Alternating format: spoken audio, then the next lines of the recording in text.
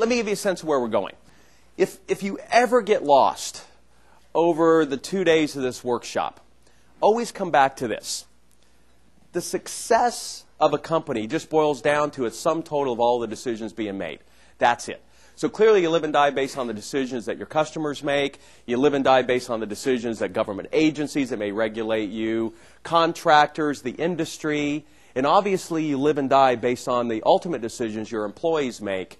And all of that comes back to one thing, which is a handful of decisions that you make. And that's the great news.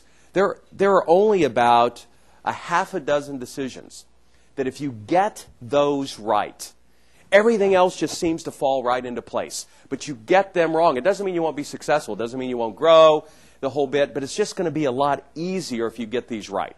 And they're really in 4 areas. Number 1, people. And we've got a lot of decisions we've got to make around, do we have the right people? Are they sitting in the right places? We're going to look at organizational structure, accountability.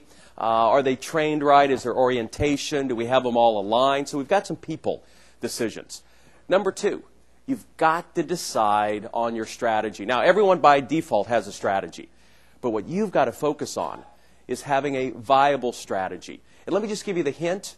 You want an unbelievably unfair advantage in the marketplace.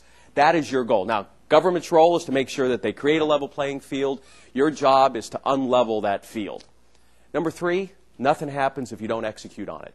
And so we're going to be focusing on kind of the key tools for execution. And then last, number 4, cash. Run out of cash, game over. You can exist a long time without profit, but you can't last a day without cash in the bank. And so there it is. 4 things: people, strategy, execution, and cash. And that really kind of summarizes what we're going to talk about over the next 2 days.